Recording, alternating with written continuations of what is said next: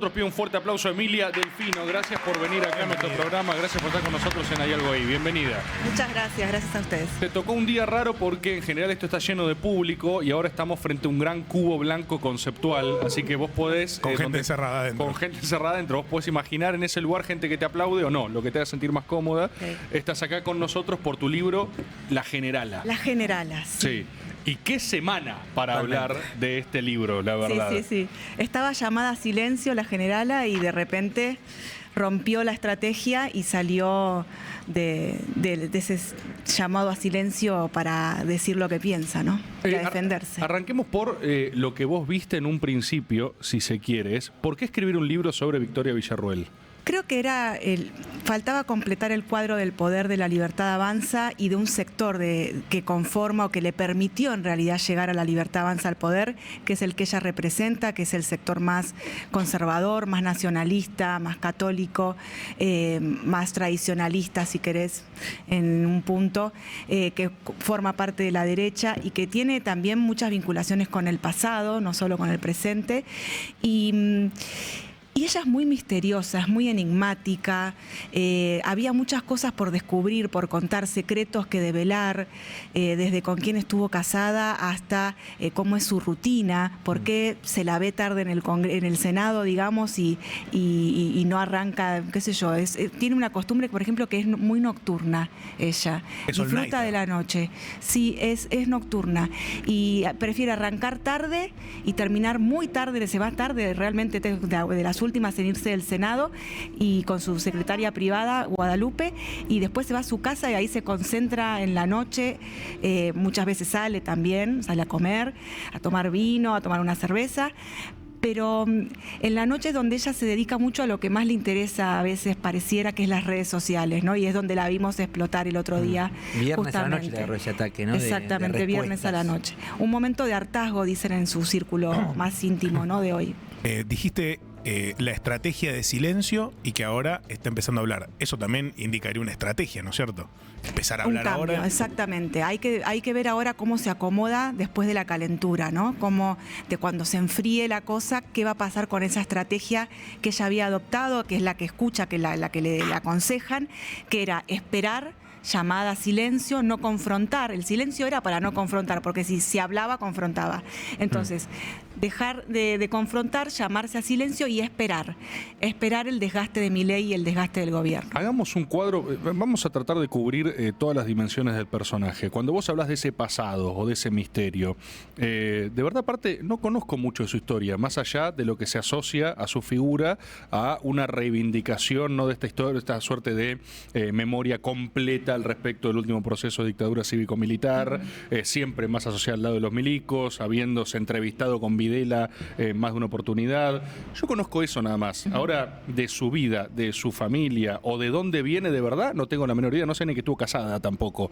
¿Qué te encontraste vos con ese pasado? ¿De dónde viene Victoria Villarroel? Ella viene de una familia militar, su abuelo era marino, historiador de la Armada, un historiador muy reconocido en la Armada, un intelectual de la Armada, te diría, que incluso trabajó para Díaz Besone, que era un encumbrado, ¿se acuerdan?, militar de la dictadura, que formaba parte de la cúpula, digamos, de los militares en ese momento, y que se encargó de todo lo que fue la represión ilegal de Rosario para el litoral, digamos, para arriba.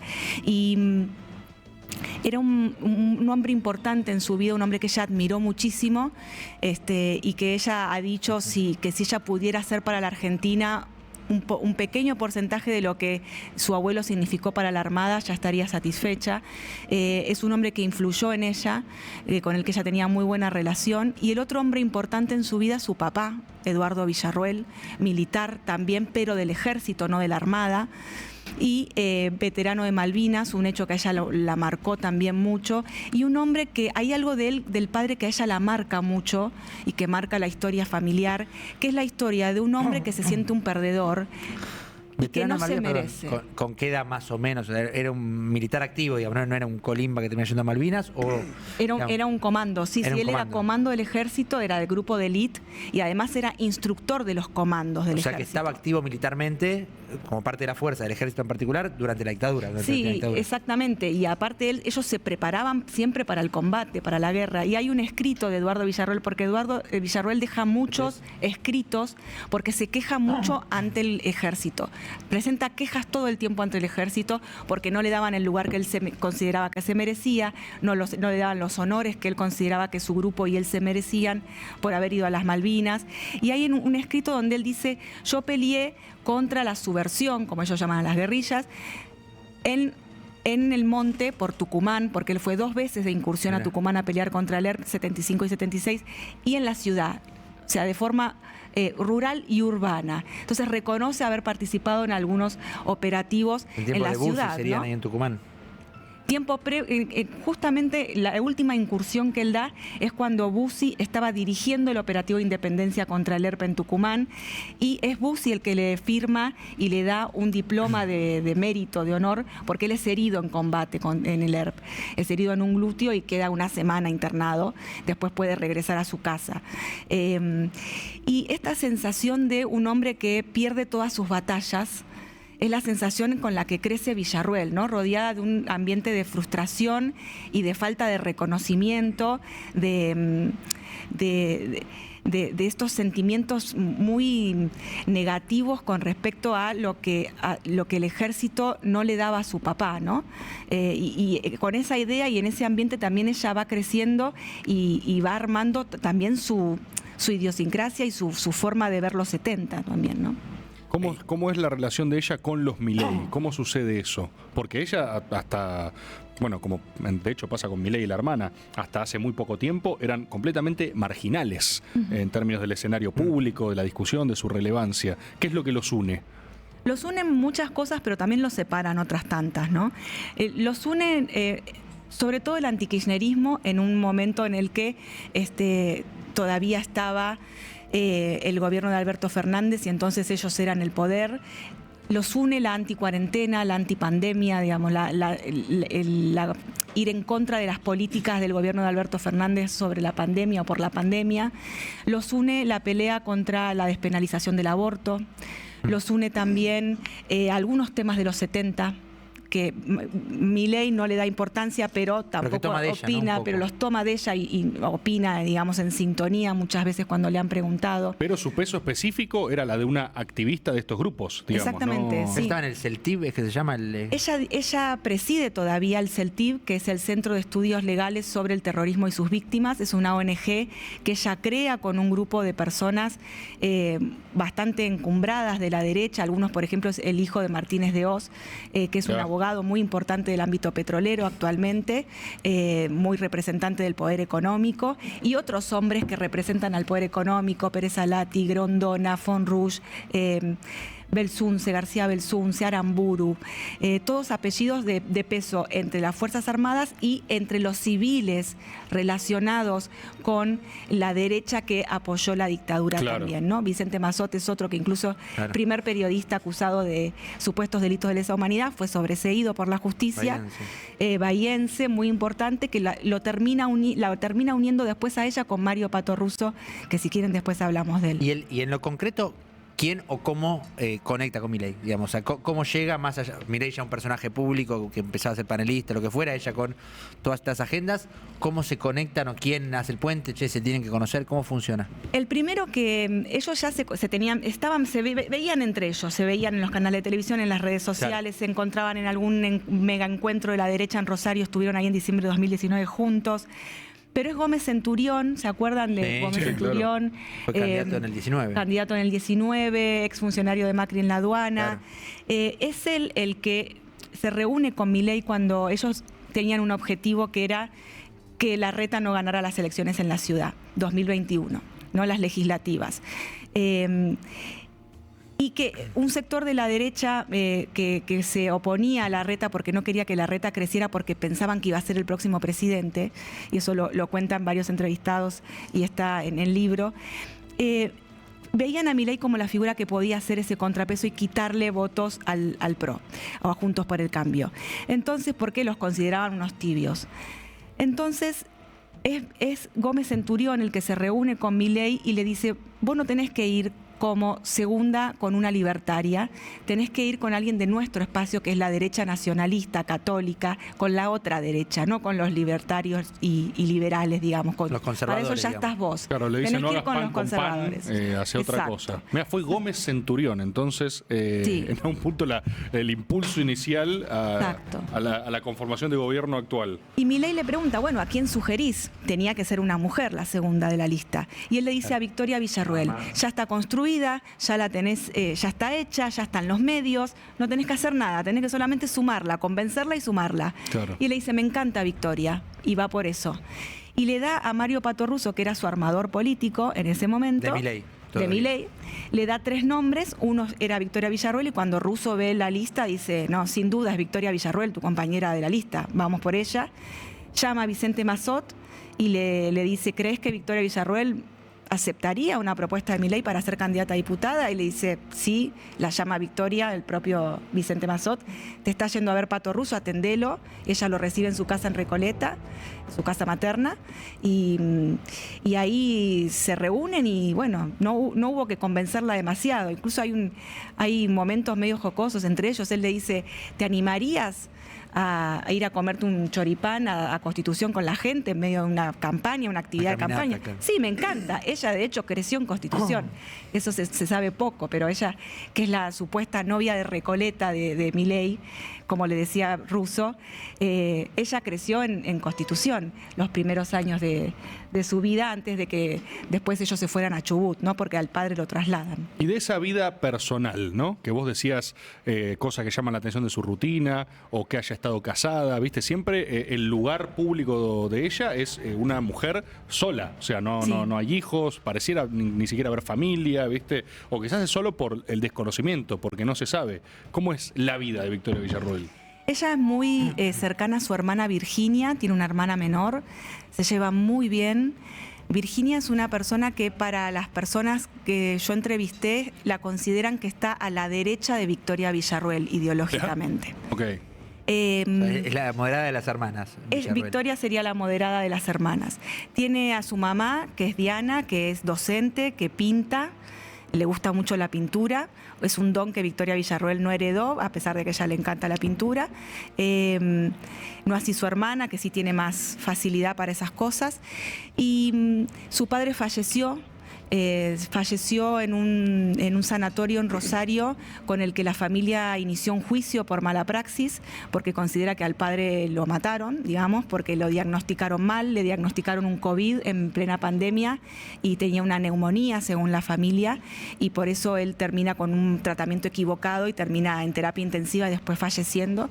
Eso fue un golpazo para la familia. Villarruel era un hombre, era, digamos, una familia muy patriarcal, no porque su madre no tuviera voz y voto, digamos, sino porque él era una figura muy fuerte para Victoria Villarruel y para su hermana.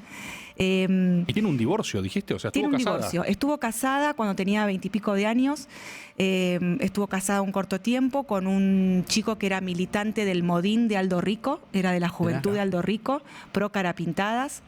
Es un hombre que ha hecho muchas actividades extracurriculares, por decirle de alguna forma, militares, como juega un poco a ser militar, se entrena, hace cursos para civiles que son de las Fuerzas Armadas, aprende a tirar, tiro FBI, cosas extrañas. Es un hombre de ideas extremas que defiende abiertamente la tortura y el secuestro de personas en sus redes sociales. Y es un hombre con el que ella todavía tiene relación, porque él la fue a ver hace poco al Senado con su familia, tienen relación, ella lo escucha, él militó en política, entonces hablan de política y él la aconseja a veces. Y bueno, y es un hombre de ideas, como te digo, muy extremas. Emilia, vuelvo un segundo a lo del padre y a esto de la derrota de un hombre derrotado, y te escuché en alguna nota que hablaban sobre, que lo contás en el libro, de la visión que ella tenía sobre Videla, como que lo ve como con cierta piedad a Videla, como que no termina de ser un líder consolidado, como que no le salieron las cosas. ¿Cómo es eso? ¿Y hay algún arco con el padre? Bueno, interesante, porque ella cuando, antes del CELTIV, ella tenía otra ONG que se llamaba Jóvenes por la Verdad, que lo que buscaban era bajar línea entre los jóvenes, incluso iban a hacer charlas a los colegios secundarios, bajar línea en contra de la política de derechos humanos del kirchnerismo y a favor de los militares.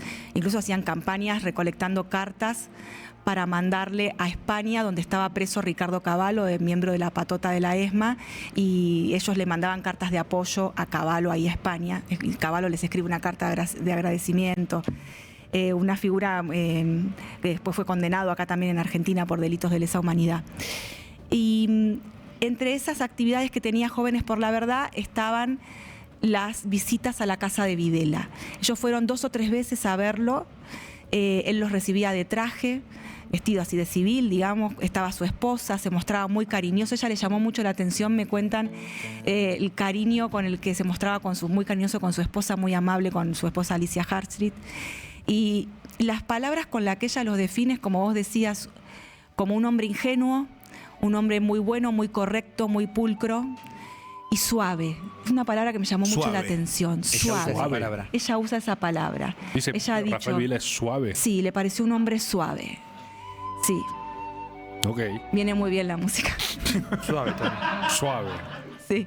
Soft. No es la primera palabra que uno pensaría, ¿no? O sea, no es la primera que uno se le viene a la cabeza. Es suave.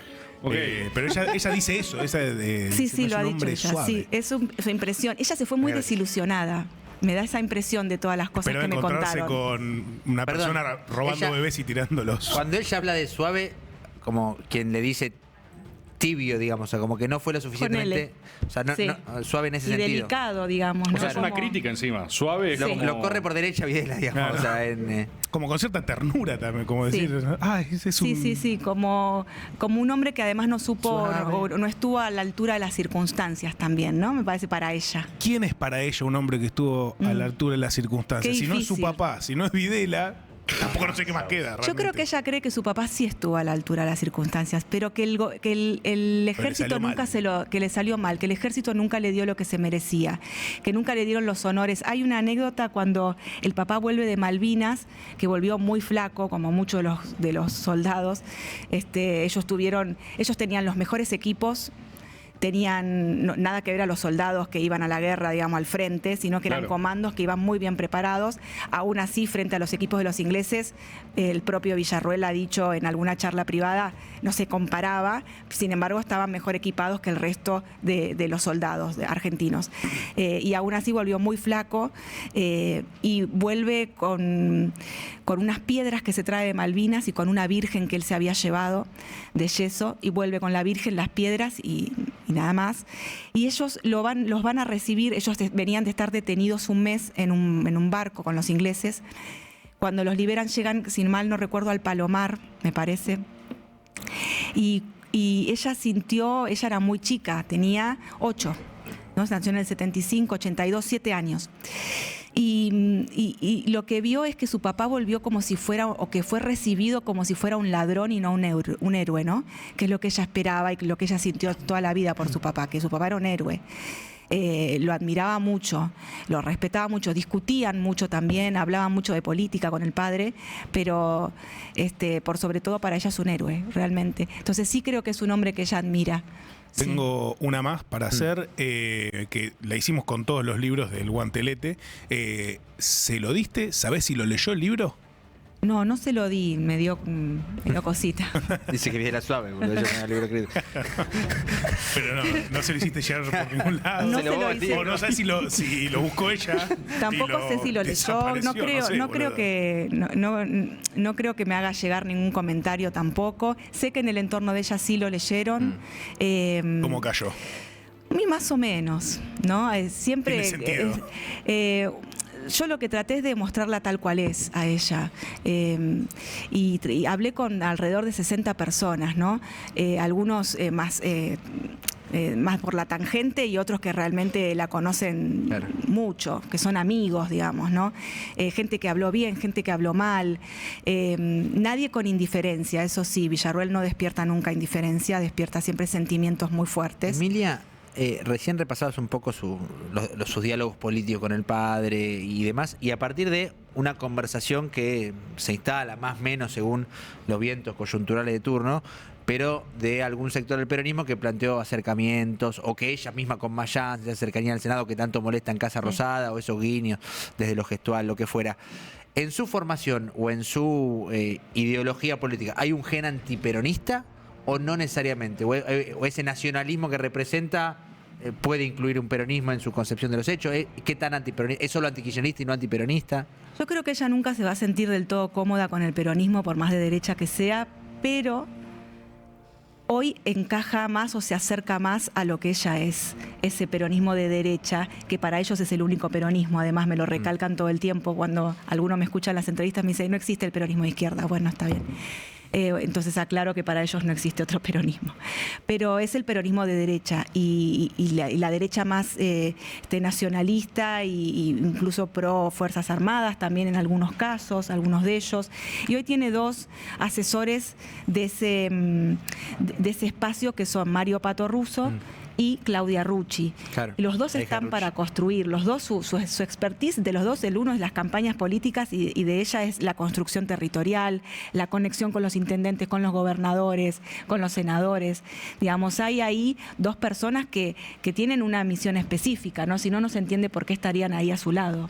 Y los dos son del peronismo.